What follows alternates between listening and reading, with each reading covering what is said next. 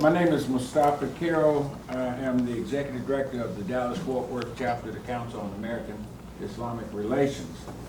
And before we begin, we'd just like to take a few moments of silence to offer our condolences to the victims of the Islamic Center of San Diego. Council on American Islamic Relations, the chapter of the nation's largest Muslim civil rights and advocacy organization in the nation. Today we join with several DFW organizations in calling for an end to the hateful rhetoric and fear-mongering by some Texas politicians.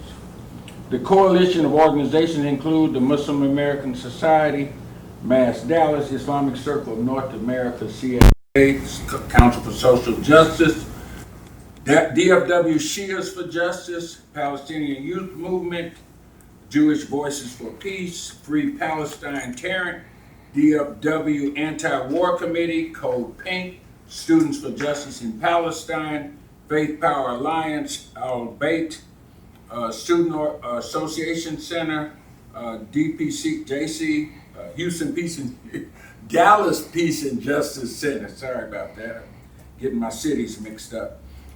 Muslim Democratic Caucus of Texas, Human Rights Dallas, Faith Commons, DSA North Texas, Revolutionary Front, Freedom Road Socialist Organization, Party for Socialism and Liberation, and I just got a message that we also have with us the Young Active Labor Leaders Organization, acronym YALL, I like that.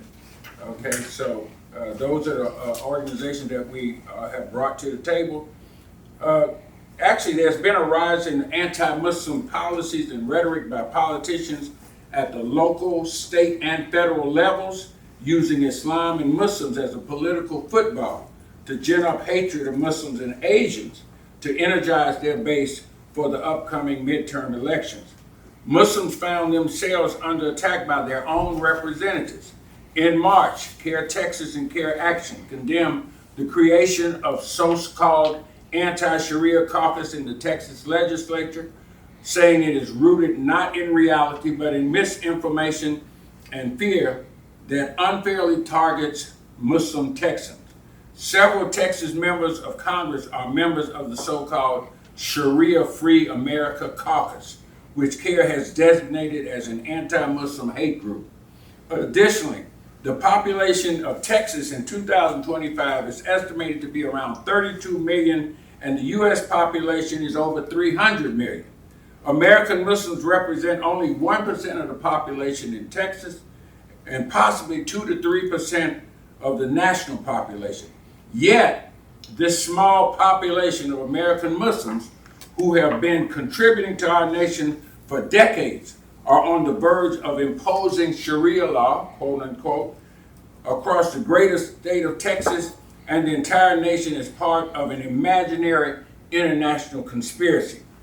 Earlier this month, the Texas chapter of the Council on American Islamic Relations responded to Governor Greg Abbott's threat to terminate $530,000 in state grants to the city of Grand Prairie.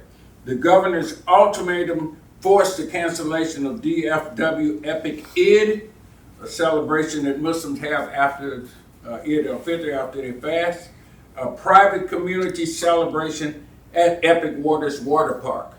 In March, CARE Texas condemned a social media post by U.S. Representative Chip Roy, calling for no more Muslims, quote unquote, and calling on House members to hold him accountable, if he doesn't, for his blatant violation of the U.S. Constitution's guarantee of religious freedom.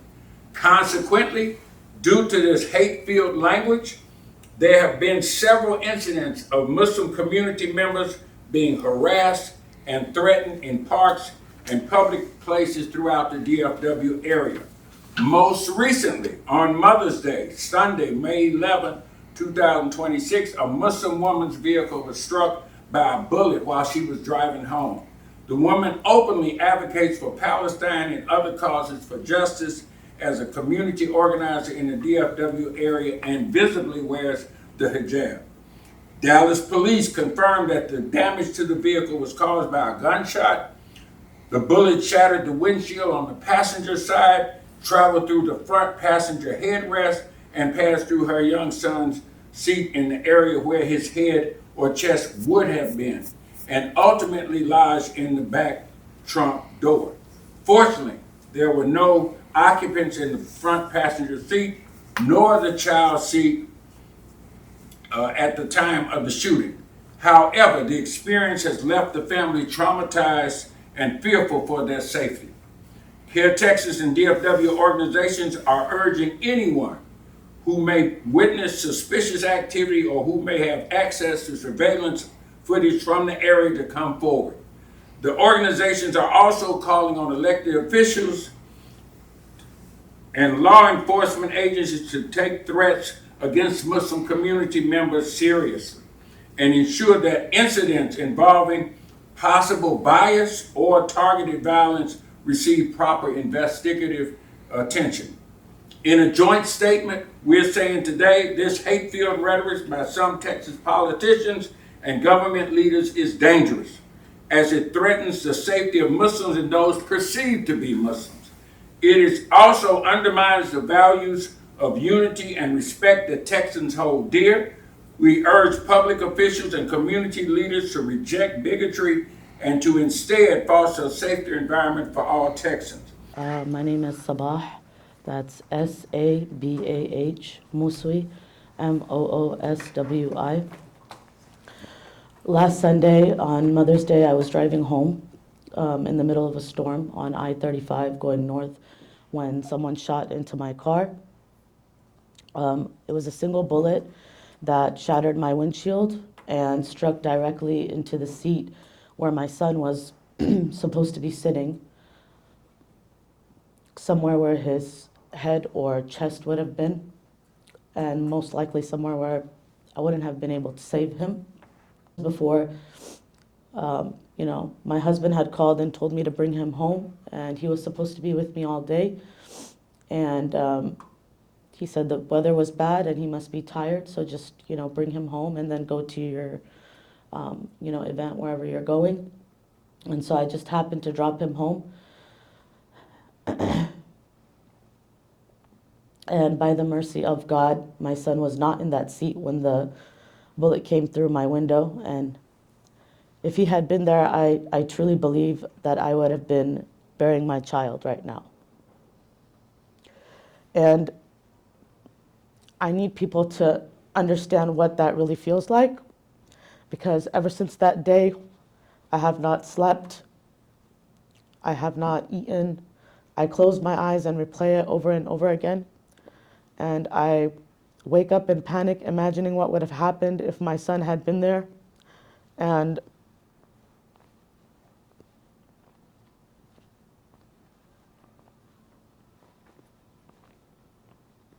I hear the glass shatter again. I feel it on my skin over and over again. I relive those seconds again and again. And while I'm trying to survive the trauma of what happened to me, I'm also watching people minimize it and question it and strip it of its context. I went to the police and I told them that this happened to me. They confirmed it was a bullet.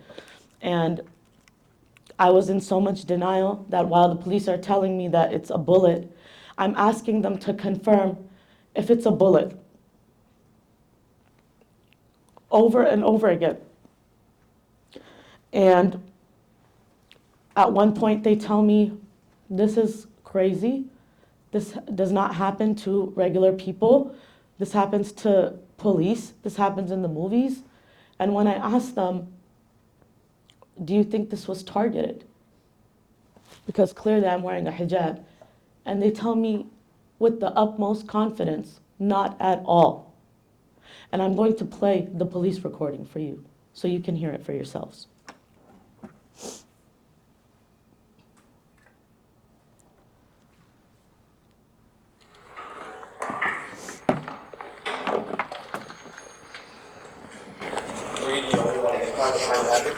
Yeah, luckily,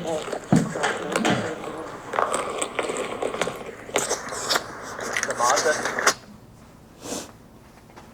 And it went all the way through, and it's probably in here.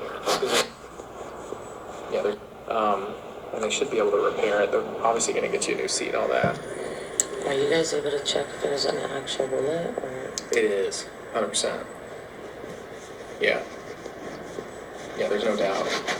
Especially just seeing that, and it went all the way through, and it's probably in here. Nothing came out. Nothing came out. Yeah, that's super, super scary. This is honestly one of the first ones I've seen where, like, obviously nothing happened, but just driving, I've never seen that. Never seen that. Because of the way I look, or? No, I think someone probably shot somewhere else. I don't think it had anything to do with that. No, you would have had some altercation for that to even, like, include that. Does that make sense? So I must have had an altercation, and that there was no possibility of this being targeted. I mean, I would believe so. Just from what you're telling me, if you're just driving down the highway, that's super hard to do. You know? I know we see a lot in movies, right? Yeah. It's not like that. I think this was very, very random. 100%. Especially if you're driving northbound, someone had to be facing you like this way, right? Like, for that to happen and go directly like this. You think about it, just like how the bullet went, right? Yeah. Even if you didn't see anyone hang out the window or anything. Yeah, I don't think it was targeted at all. Definitely not. I think it was. I'm not gonna say it was an accident, but I think someone just shot and it went through. I don't think it had anything to do with, like, your appearance or your religion or anything like that. Because just like I said, just from the way the bullet came, you know, and you're headed northbound, I don't know. We'll look in the area to see if other people reported gunshots. Yeah. It could just be someone crazy with a gun that was looking to hurt someone. I don't know. Yeah. And that's terrifying. Thank God you didn't have anyone in son- your passenger seat, man. Absolutely. I was gonna take him, let me drop him home. Thank God. Yeah. This is clearly like you thought, right? Yeah. It went all the way through and through. This is what exactly it would look like, right? So that's what I told her. I was like, this is not normal. Like, this is not. I've doesn't never happen. seen. Yeah, I've never seen someone get their car shot. He had nothing. No altercation. We get shot whatsoever. like that in Yeah. police cars, not citizens. Like, this Yeah. is crazy. This doesn't Yeah. happen to people. And that's why I think maybe someone just shot. It would just one of the strays came to you. I don't know. So, but we're good.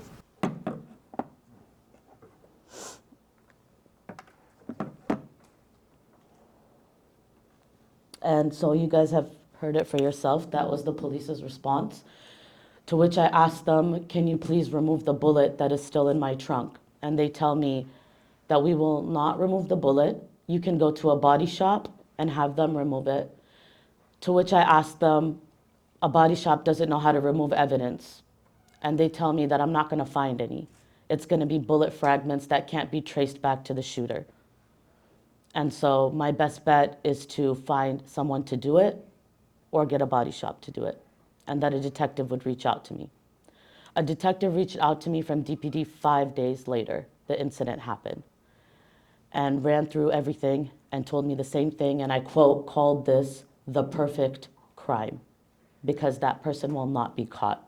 And he told me that. He said it happened on a freeway where the cameras are only live streamed. There's no recordings. That person did it in the rain where visibility was low. They were in a moving vehicle, which would make it hard for them to track. And initially, again, tells me the same thing, that he would not help me remove the bullet. So I end up going to a family member who is a police officer in another city, and he takes my trunk apart, and lo and behold, is able to pull out an almost intact bullet from my trunk.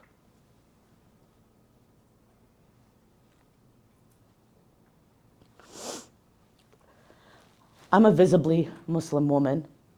I wear a hijab, and also I am someone who has openly organized and advocated for Palestine and other causes of justice in the DFW area for years.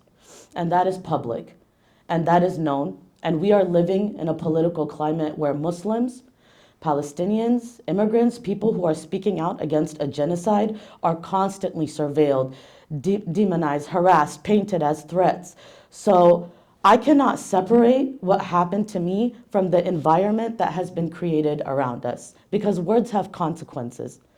When politicians and when public figures spend months and years fear-mongering about Muslims, Palestinians, immigrants, and organizers, when they encourage people to see us as dangerous, radical, or less deserving of safety, it creates real harm. It creates a culture where violence against our Muslim communities becomes easier to justify, right? It's easier to ignore, easier to dismiss. Just this week, 3 Muslim men, Amin Abdullah, Mansour, Kaziha, and Nader Awad, were murdered at the Islamic Center of San Diego while protecting their community and children inside a masjid from a gunman who was intent on killing Muslim children. This is because of anti-Muslim hate and anti-Islam rhetoric. These are all not isolated events, and I refuse to stay silent about it. And I also want to say clearly that I am not standing here today because I want people's sympathy. I am standing here because I survived something that could have taken my life, or worse, my child's life. And I know that there are many other people who will never get the chance to tell their story here today. What happened to me should alarm every single person, and no mother should have to picture burying her child because of hate. No community should have to beg people to take threats against them seriously before tragedy could happen. And to the person who attempted to take my life and my child, if you are watching this, know that you are a coward. You could have taken my child away from me, and you could have taken a mother away from their child. And hear me clearly that I am not afraid of you, and you have failed to break me, and despite the trauma that you have caused me and my family, I will continue to speak out against the U.S.-Israeli genocide on Gaza, on Lebanon, and the region. And I will continue to organize. And I will continue to stand for my people and my community, and I refuse to live in fear because of cowards like you. Lastly, I would like to thank every person, organization, friend, and community member who has supported me during these past few days. Truthfully, I don't think that I would have made it through this week without the people who held me up when I could not hold myself up. And for everyone watching, I just need you to understand that this is not just about me. This is about a kind of society that we are allowing to be built around us, a society where hateful rhetoric escalates until violence is inevitable. A society where Muslims are dehumanized so thoroughly that even a mother who is driving home becomes a target. Someone speaking against injustice becomes a target. And we cannot normalize that. And we cannot become numb to it. And we cannot wait until someone dies to finally decide that it mattered. Thank you. I stand here today on behalf of the Dallas-Fort Worth chapter of Jewish Voice for Peace to express our grief, our indignation, and our solidarity for the families and community of Amin Abdullah, Mansour Kaziha, and Nadir Awad, who died at the hands of white supremacist terrorist violence at the San Diego Islamic Center while protecting children. Indignation at the scandalous failure of the Dallas police to investigate the recent shooting of our beloved sister, mother, and comrade. And solidarity with our Muslim American siblings from Texas to California and nationwide who are under attack and whose fates and futures are bound up in our own, who we love as ourselves and whose children we love as our own children.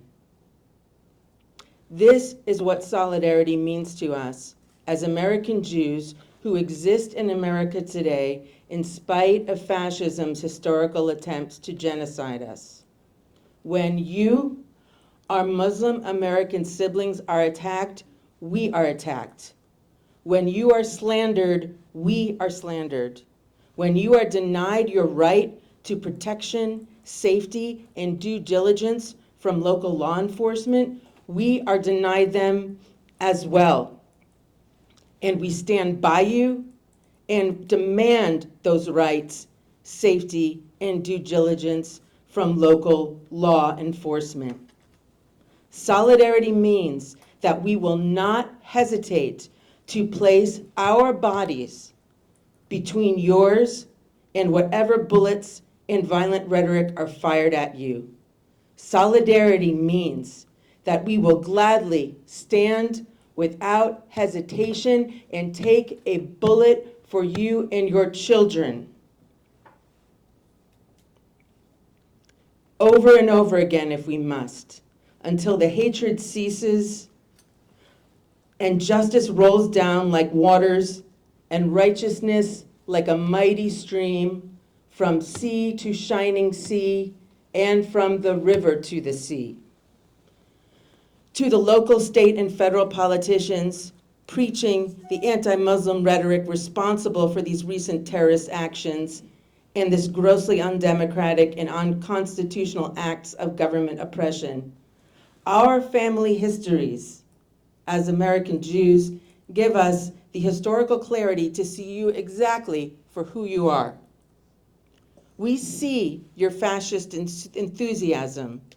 We see you following that Third Reich playbook, step by step. We hear your quotes that could be right from Hitler's speeches.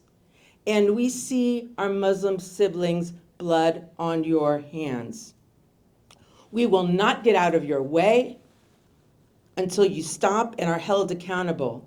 We will not back down in our indignation, grief, and solidarity. Our love is stronger than your hate. To the Dallas police, bullets, even in Texas, do not just fall down from the sky. Bullets are shot by guns held by people. Even accidental bullets, of which we have no reason to believe that this is, have a story behind them. A person who fired that gun.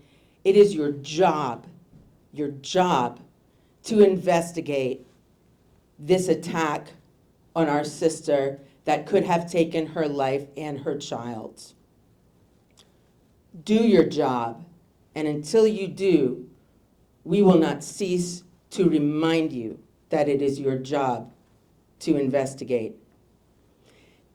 In a 1986 interview, Holocaust survivor and author Primo Levi stated, "There is no rationality in the Nazi hatred.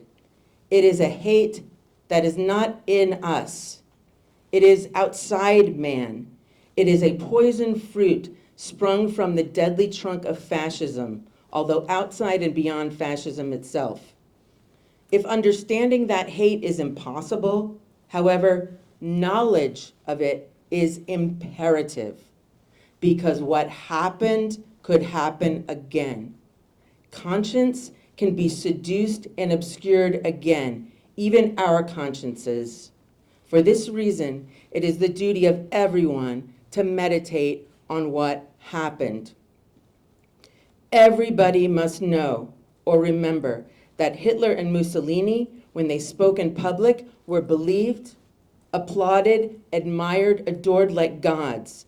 They were charismatic leaders. They possessed a secret power of seduction that did not proceed from the credibility or the soundness of the things they said, but from the suggestive way in which they said them.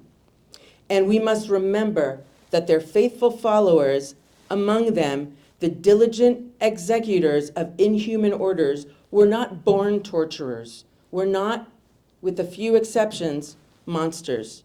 They were ordinary men. Monsters exist, but they are far too few in number to be truly dangerous. More dangerous are the common men, the functionaries, ready to believe and to act without asking questions. We are Jewish Voice for Peace, and we stand in solidarity with our sister, our comrade, our Muslim American siblings, our community, and we stand here to remind you that never again means never again for anyone. Ms. Omar Khattab with the ICNA Council for Social Justice, Dallas. And thank you guys for joining us here. We stand united, Muslim, interfaith, civil rights, and community organizations across DFW because we're deeply concerned about the safety of our families and the rising climate of hate in Texas. The incident, we heard it directly from our sister Saba, and a bullet through a child's car seat on Mother's Day is not random. It's terrifying. It should send chills out to every single mother, and it just happens to be on Mother's Day. Dallas police confirmed it was a gunshot, but quickly labeled it, in quote, random, and declined further investigation. The family had to recover the bullets themselves. We reject this conclusion and demand a full investigation as a possible hate crime, which clearly indicates, because like Deb said, bullets don't fall from the sky. It comes out from a gun, from a person that was holding it, and you can tell, I don't know if anyone knows, if you look at pictures, that was a very linear shot.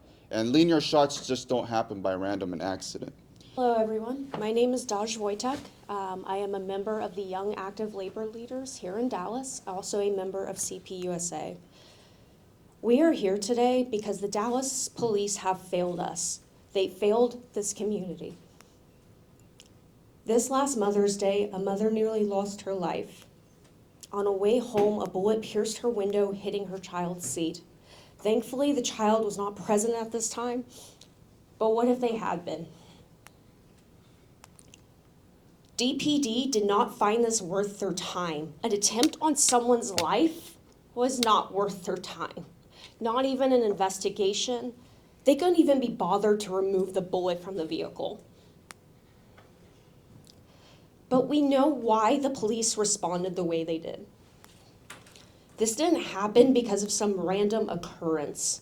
This isn't some isolated incident. This isn't random, some lone shooter who they will probably claim had mental issues, ignoring the hateful rhetoric that they parrot from this country's leaders. This happened because of the fear and the anger that politicians like Greg Abbott have stoked, pushing Zionist narratives, spewing hateful rhetoric, and pushing Islamophobia in this country for years and years. None of this is new, and as human beings, we should be ashamed that we allow this to continue. This hate taking place in our own neighborhoods, when our community members are shot at, cops do nothing but turn a blind eye. Shame on Dallas PD for not taking this threat seriously. That is why I call on the working class of America and all of its union members to stand with us now. An injury to one is an injury to all. An attack on one of our community members is an attack on us all. Now more than ever, we need to stand side by side with our Muslim brothers and sisters. We need to stand up for them, show them that they are not alone, show them love and kindness as they have showed us, and that we will fight right by their side and demand justice. It's not us against them. It never has been. It's us against the billionaire Epstein class that seeks to make us hate our neighbors so we don't see how we can't afford food or rent or health care in this country. It is us, the people, against the cowards who wage war for profit, the cowards who trade stocks while people die, the cowards who scapegoat our communities while they bleed us dry.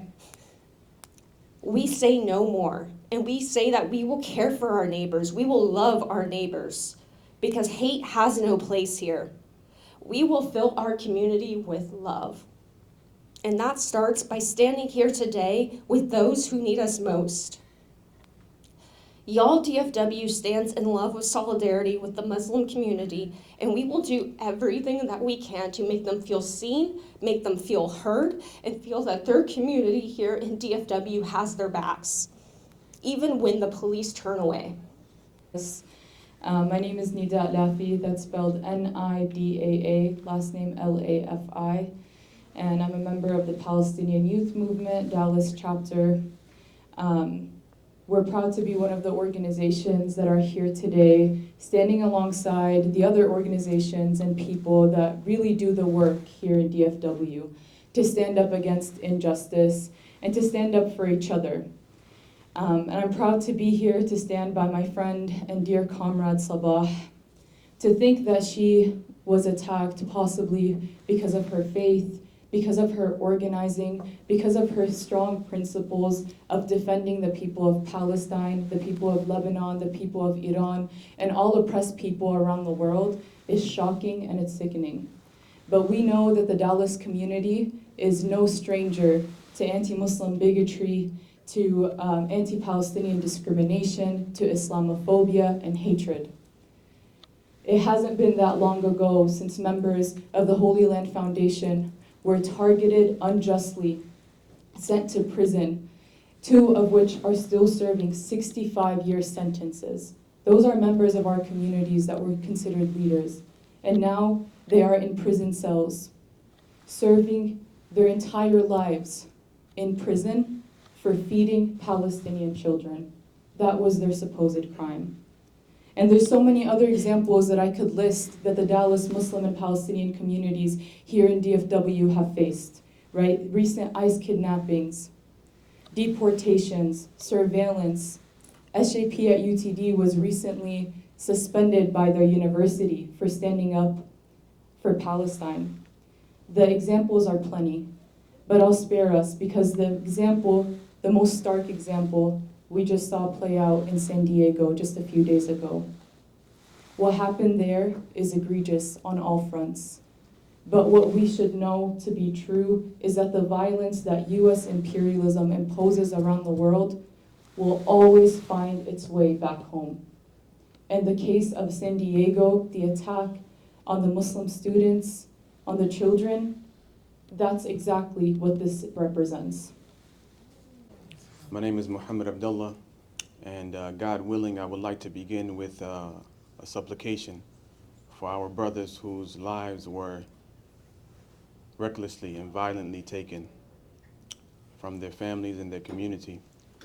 We ask our Creator to shower them with mercy, to allow their souls to continue to be a light for everybody who's fighting for justice, for every person who has been oppressed, for every victim of violence. God, allow their community to remain strong in their absence, and let their example be an example for everybody in the world to see what happens when bigotry and hatred and anti-Islamic rhetoric continues to fill our screens and incite hate by people who don't love. God, we can defeat this with love. Allow their example to be an example of love and continue to shower them with your mercy. Amen. Brothers and sisters, what we see going on in America is appalling. From politicians, public officials, media personalities, it's beyond political banter.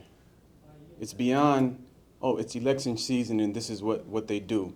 This is demonizing an entire group of 2 billion people in the world. In America, there's around 5 million Muslims. This is targeted dehumanization of Muslims in America. And the result was, is, and has always been violence when you dehumanize a group of people. And it's from the top down, to be honest with you.